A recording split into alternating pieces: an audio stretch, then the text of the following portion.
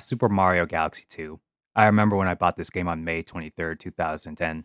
Good times. You know, the Wii version of this game has served me for a long period of time now. Huh? What was that?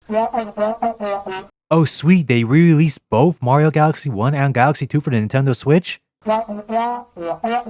Alright, hold on, give me a second. I gotta see this game with my own two eyes. Let's see now, just let me type this in real quick. Alright, now let's just look at the price point. Oh my goodness! You just can't be serious about this. Oh my god, man. So, I want to be fully clear here. I did not buy Mario Galaxy 1 plus 2, and nor did I buy them individually. I don't have any real reason to buy these games. I know I'm a little late to the curve, but for some reason, deep inside my heart, I still feel the need to complain about this. So, let me vent for a few minutes. So, the first thing I'm going to go over is the price point. Don't get me wrong, Mario Galaxy 1 and Mario Galaxy 2 are fantastic games. However, selling 15 to 17-year-old games in 2025 just doesn't really sit right for me. Yes, I am well aware that you can buy these games individually for $40 each. However, I feel that it's not really worth $40 for both of these games individually, not only because that these games are 15 to 17 years old, as I said before, but at one point, both of these games were both under Nintendo Selects. Now, you're probably wondering, well, what is Nintendo Selects? Well, Nintendo Selects is a bunch of games that sold really well on the console and they ended up being discounted later down the road.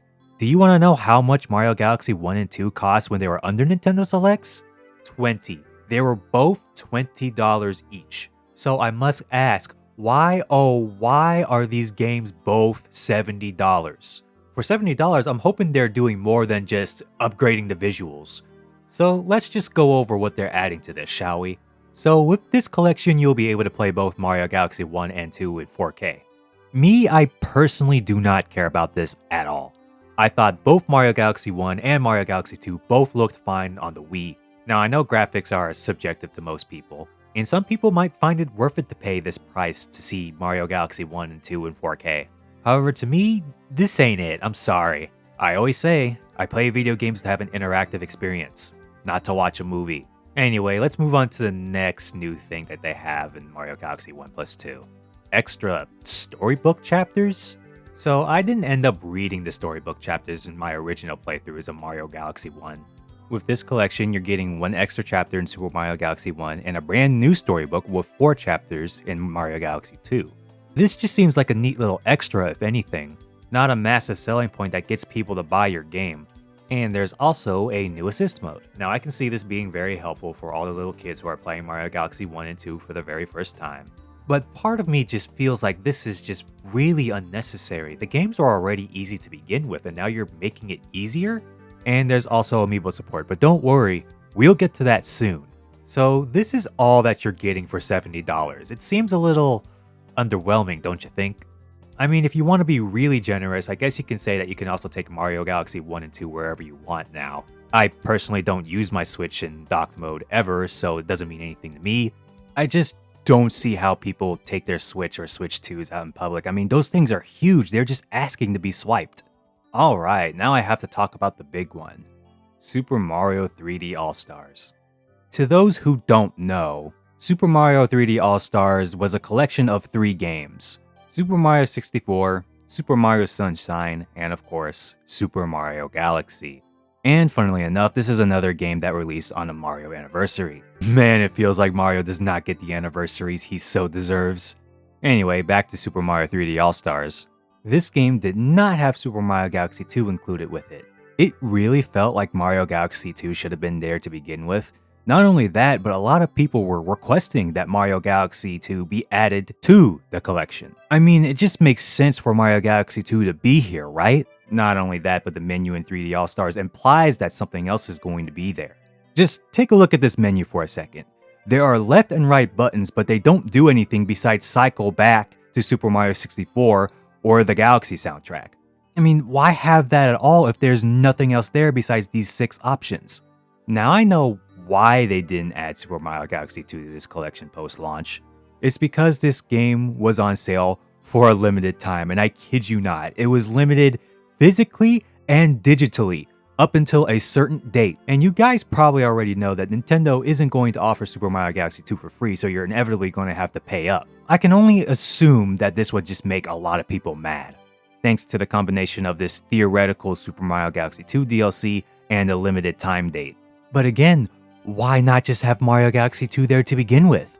I mean, thank goodness you can buy Mario Galaxy 1 and 2 separately, but the people who paid money for 3D All-Stars are going to feel cheated because Super Mario Galaxy 2 is not part of that collection, and if they actually want to play Mario Galaxy 2, then they're going to have to fork over $40. Assuming that they just don't already have it on the Wii. Now that just seems really scummy to me. And yes, I'm well aware that Nintendo is a business and they're just out to make money.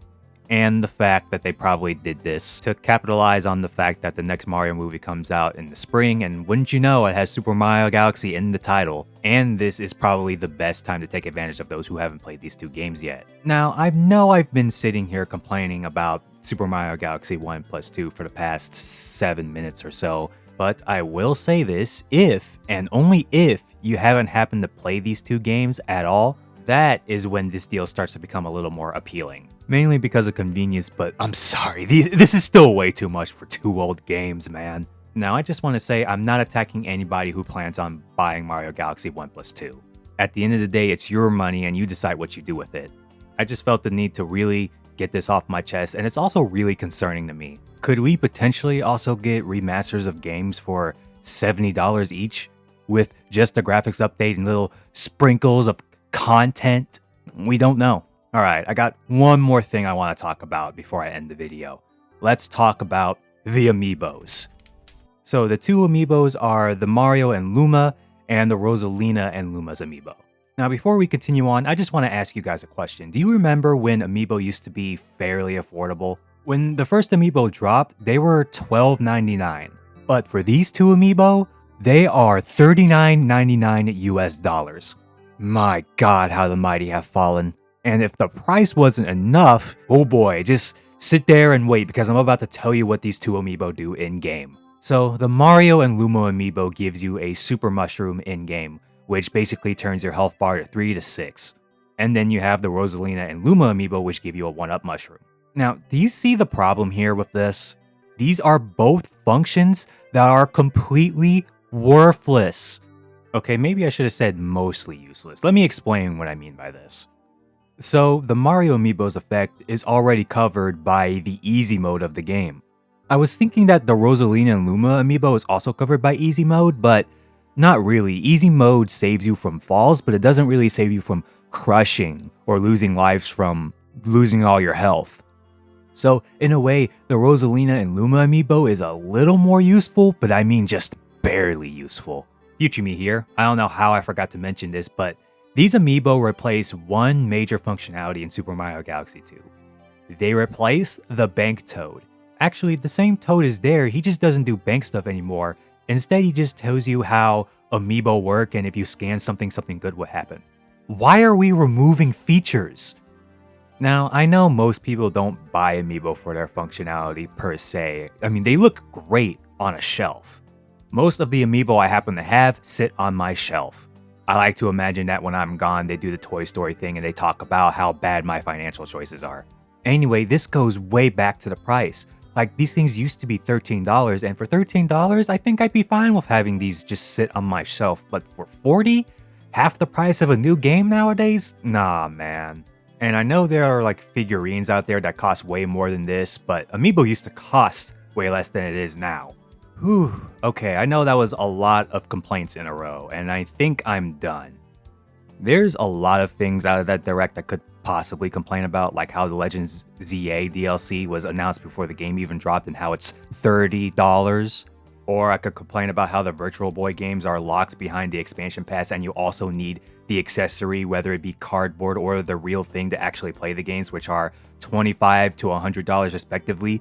But I won't. I think this video has gone for long enough. Now, if you guys don't mind, I'm gonna go back and wipe off the dust that's on my Wii, and I'm gonna play some Mario Galaxy 2. Peace. Hey, this is the end of the video. Thank you guys for making it this far. First of all, I would like to thank you guys for watching this entire video from front to back. Again, there was more I wanted to rant about, but maybe I'll do it if I get requests to do so. Also, secondly, I wanted to thank you guys for watching the Sonic Crossworlds review. That review did way better than I expected. So originally, I wanted to post a Pokemon video after the Sonic Crossworlds review, but I decided to do this because I thought it would be simpler and easier. No, it wasn't. It was not those two at all.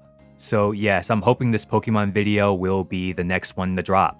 Also, this video was done without a script, so I'm sorry if I sounded like I was rambling at times. But please, leave your feedback about this video in the comments below. I would absolutely love to see it. And if you liked this video, well, please like and subscribe. Thank you so much for watching.